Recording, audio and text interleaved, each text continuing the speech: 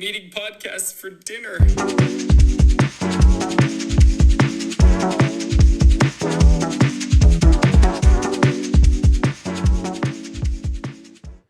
Less is More, an idea well executed by Adrianne Lenker in her song To Reverse, which is the opening track of her latest album release, Songs. Hello everyone, and welcome to the second episode of the Flat 5 podcast. Really, this is more so the first episode. I don't know if everybody really counts the pilot as the first episode in my case, but today we're talking about To Reverse by Adrianne Lenker. Now, this song has a repeating, revolving sensation of bittersweet nostalgia. The opening guitar riff, bright chords, and steady percussion shakers in stereo panning, as well as the vocal melodies, give the feeling of positivity and optimism. Yet, the song finds the right moments to make the listener question just how positive this song is. Lenker's soft voice is comforting to the ear, but has a slight rasp and pain. You can hear that in lyrics where she says, "Is it a crime to say I still need you?"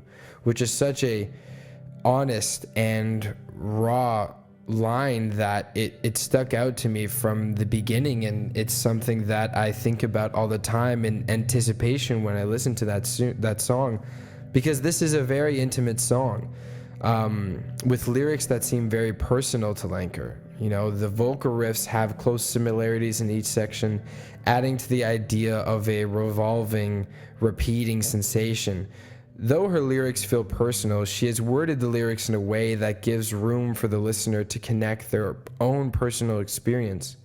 Lenker sings in the topic of lost relatives or a significant other, a broken heart caused by the loss of close people in her life, with other lyrics like, "Lay me down so I let you leave."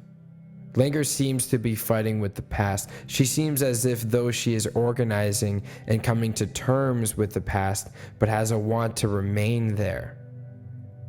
The repeating filling from the instruments, including the voice, feels like Lenker is sitting in one frame of mind trying to find closure. At the same time, this repetitiveness seems to revolve around the difficulty of moving on, the consequences of living in the past, and knowing the cons of both possible realities, with sitting in the middle with no motion. With all of that in mind, the song also achieves the feeling of becoming faster and more tense.